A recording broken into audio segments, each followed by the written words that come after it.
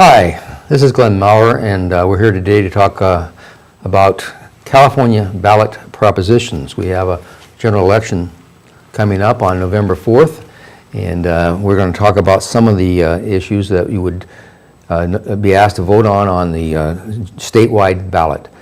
With me today is Hab Ziegler, a lawyer, a consultant, and a knowledgeable guy about these political things. So Hap and I want to go over some of the propositions, not all of them, but some of them quickly as we can in the time available to us. If you want to see this show again or recommend it to people, you can certainly do so by checking out The Next Step TVSB on YouTube or The Next Step TVSB on Ustream, and this and other shows are available there.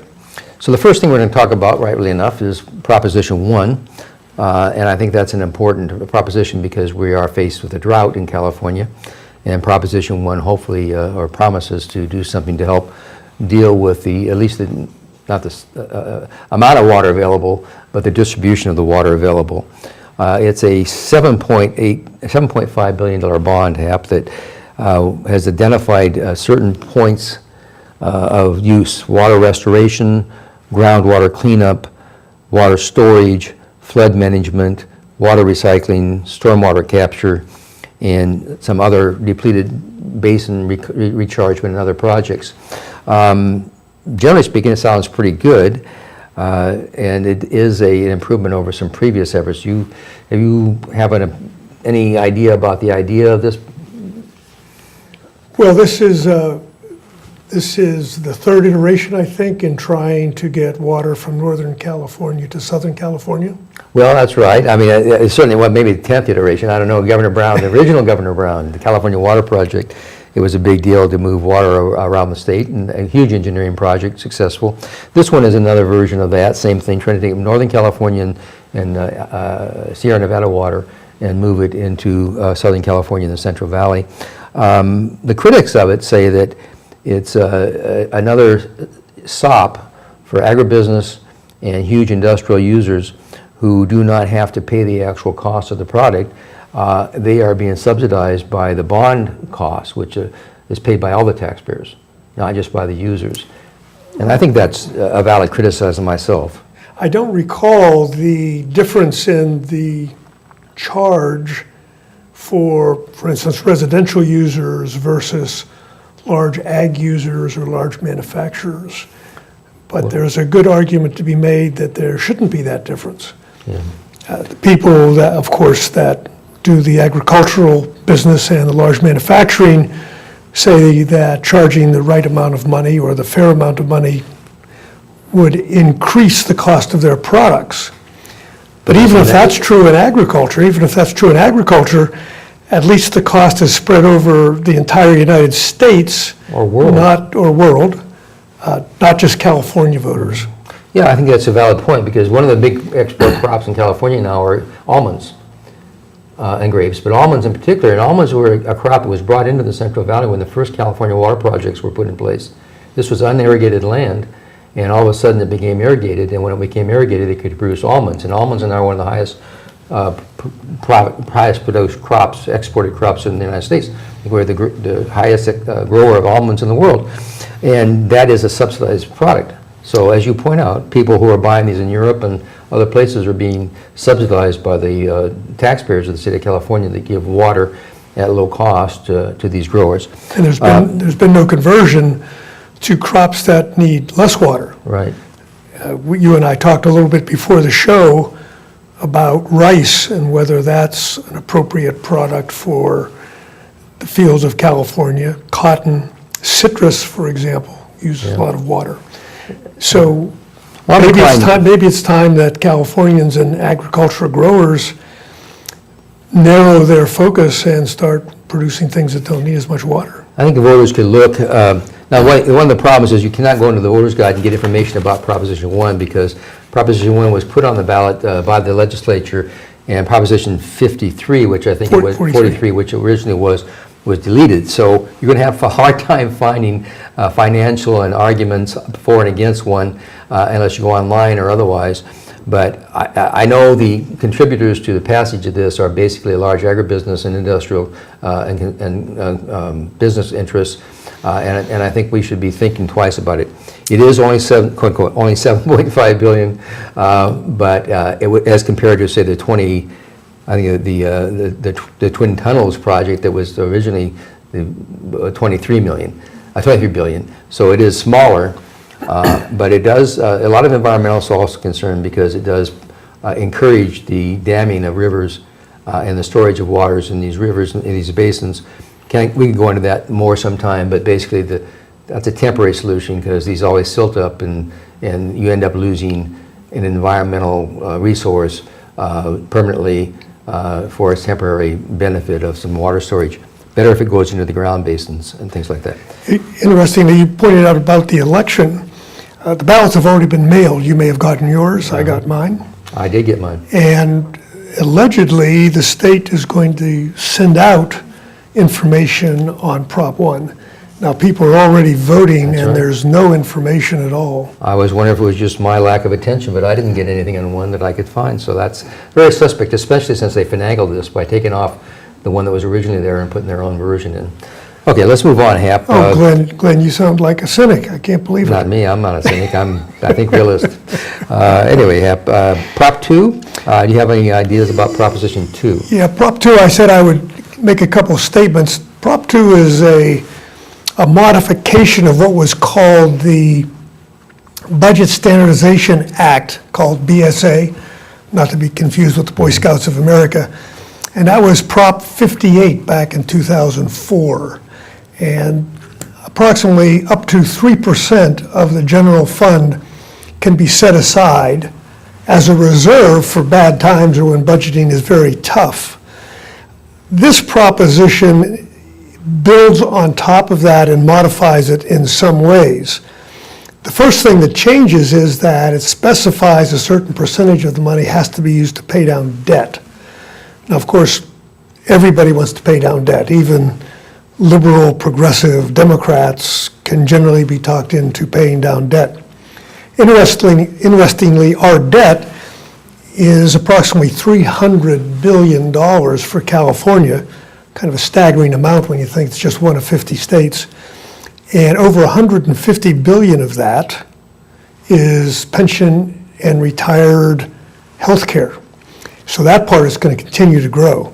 So one of the things that we have to be concerned about is that that amount that's being paid is going to continue to grow. Lastly, part of that $300 billion debt is owed to local governments.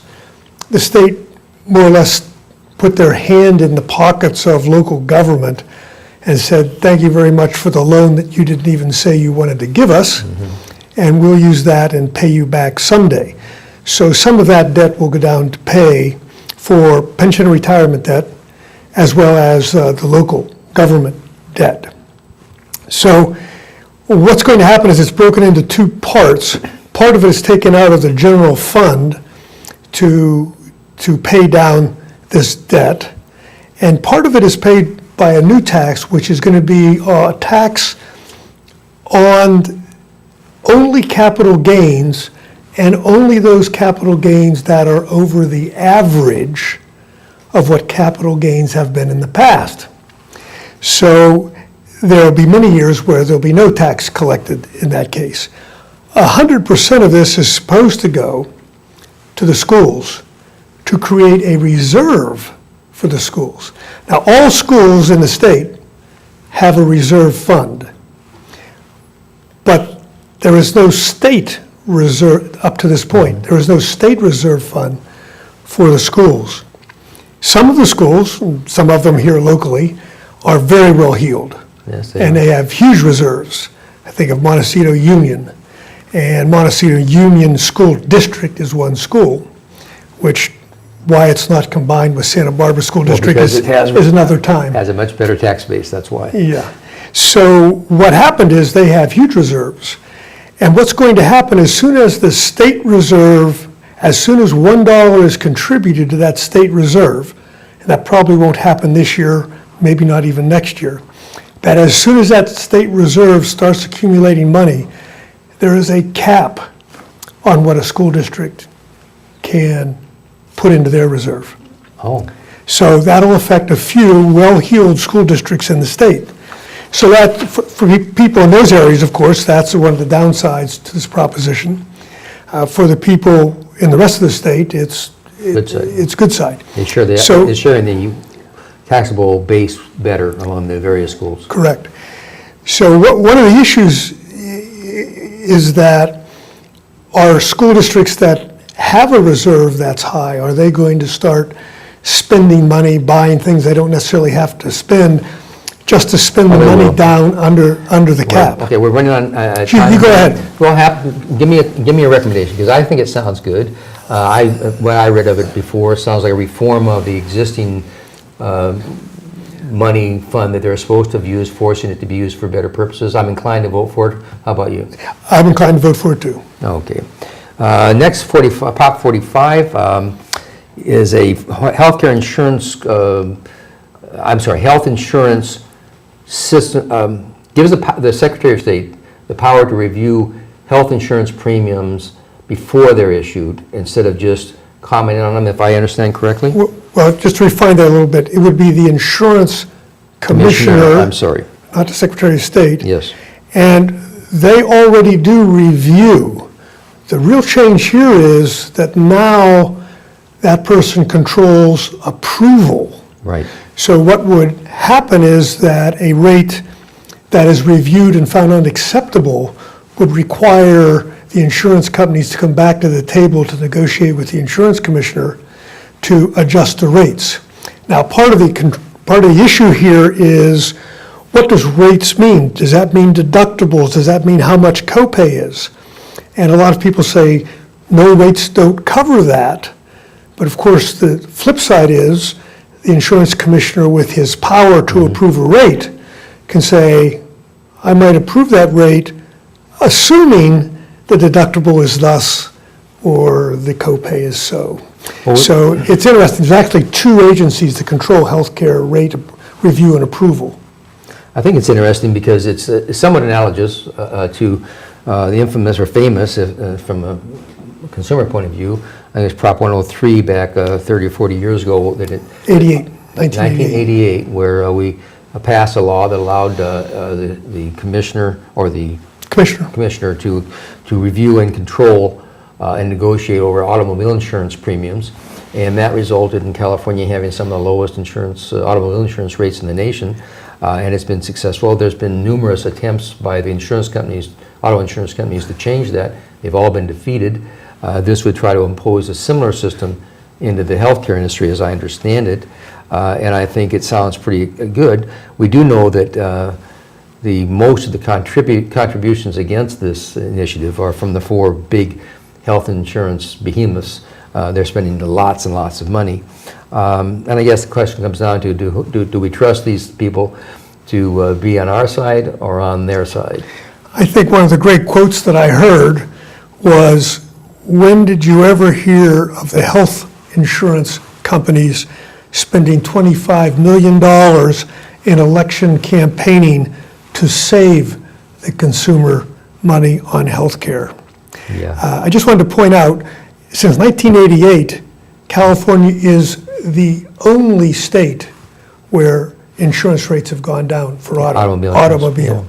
And as opposed to healthcare, which was exempted from Prop 103, that has gone up 185% since 2002, 5 times the rate of inflation. Excellent points. And about $250 million increase. And these nonprofit insurance companies, quote unquote nonprofit insurance companies, are making lots of bucks for their executives and their members. I might mention, by the way, there's one little strange little glitch in this.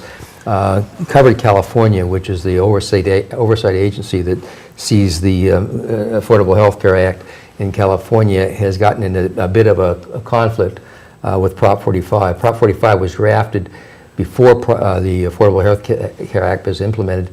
So there's a little conflict there, and you hear some people say that this is a threat to the Affordable Health Care Act, but it's not. And it can certainly be reconciled later. So, and not that I'm a big fan of affordable health care, not for the usual reasons. I would like to see single-pay health care. But in any event, I think it's a big thumbs up to vote for Prop 45, and I hope people do. Well, I think the straw dogs here are, the insurance companies say they want an independent commission. Oh, yes. Which is appointed by the governor and the legislature, versus one politician. Well, the one politician is an elected. I'd rather have an elected Politician. politician than an appointed Yes. commission. I would These vote for it appoint- too. Good for you. These appointed commissions, we've seen too many examples of where they all get wined and dined by the industry they're regulating. We just had the Public Utilities Commission, huge scandal. Yes. With these people who are being just led around by their nose by the people they're supposed to be supervising. Right. Prop 46, now this is more fun. Prop 46, the best part of Prop 46 first.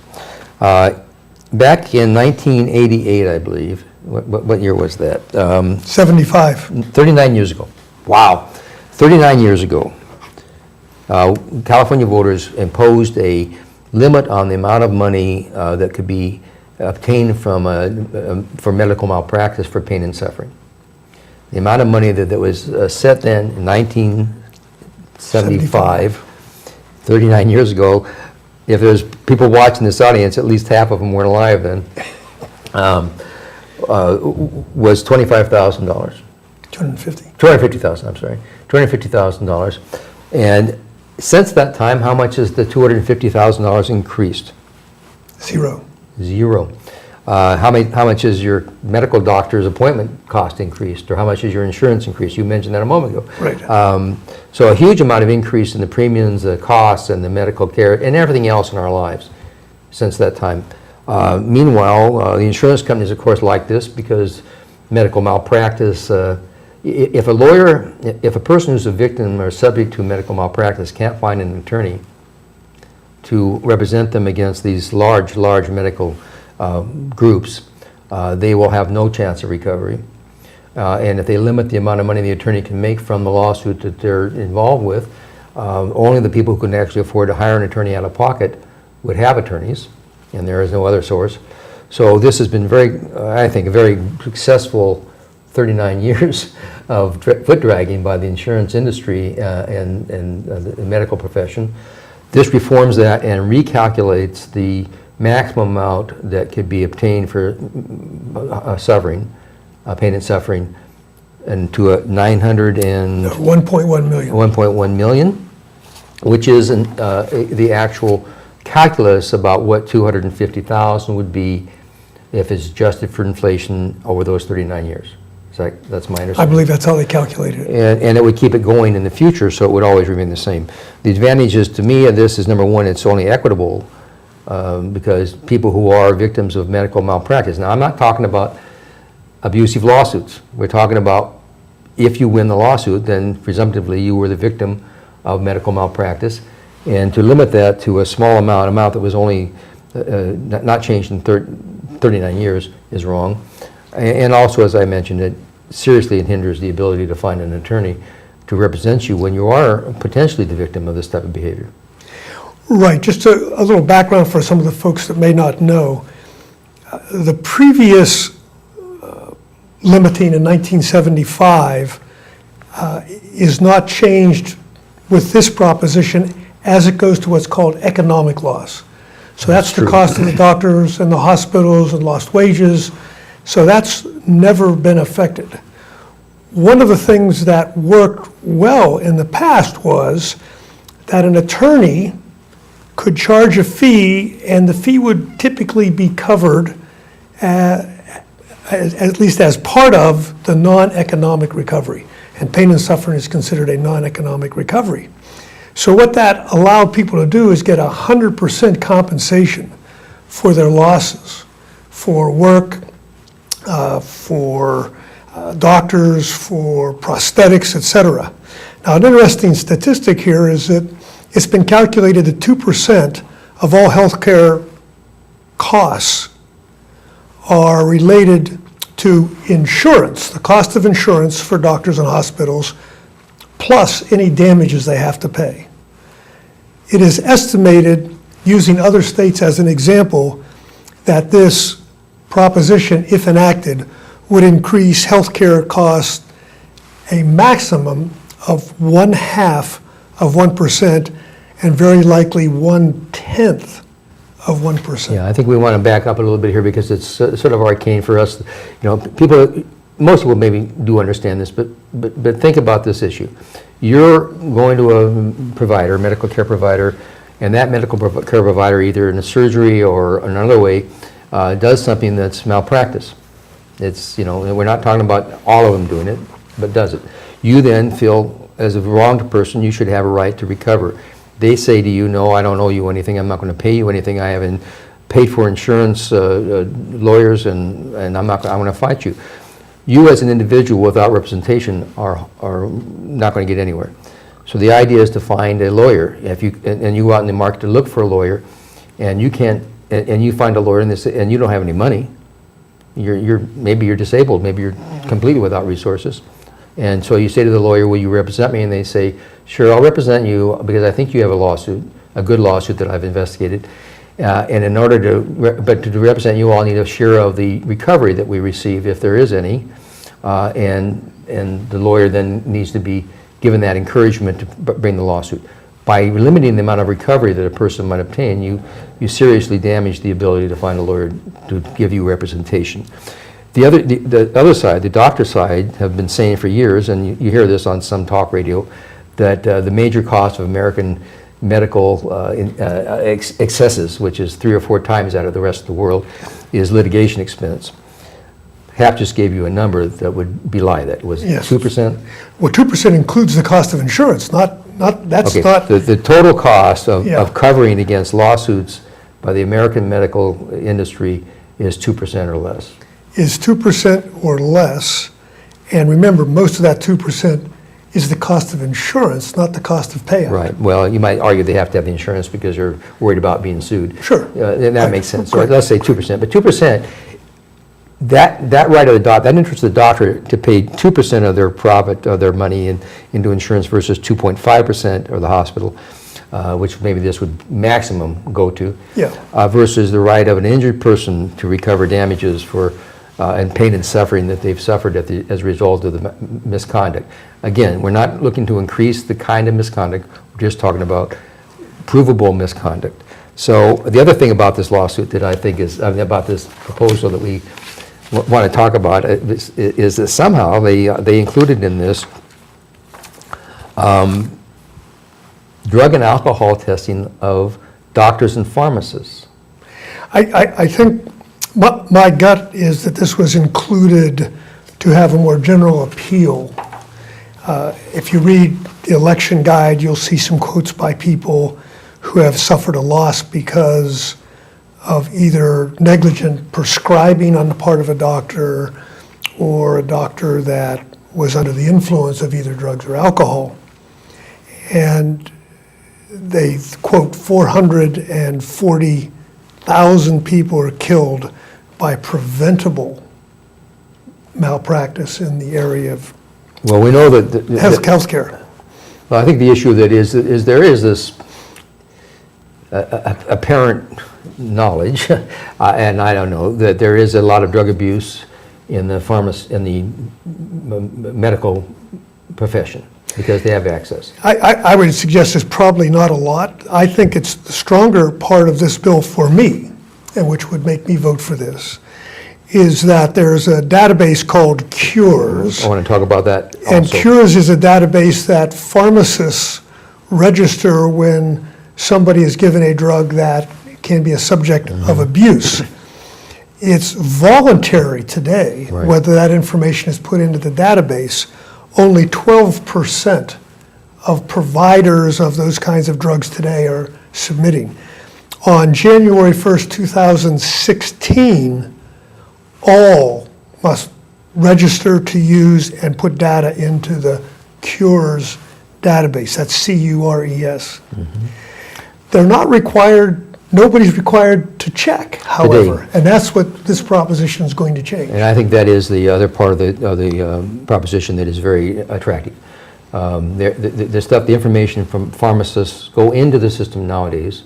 but nobody's required to look to see if the new prescription is for a person who already has a prescription or recently we had one of these prescriptions in the system. So it would give a little more scrutiny to people who doctor shop and jump around looking for medicines that are subject to abuse. I like that idea. So I want to vote yes on this. I feel like we're reviewing movies here. I Yes. agree. I feel like I'm a thumbs up on that. I'm tempted a couple Thumbs times up to on put the this one. thumbs up.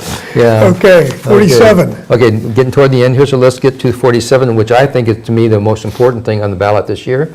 Hap and I did a show previously on the prison industrial complex, or however you want to phrase it, about how California and other prisons in America are jammed full with inmates for various reasons, mental health and other issues, but also because so many of the most minor crimes have been escalated into felony sentences over the years by 3 strikes and other laws.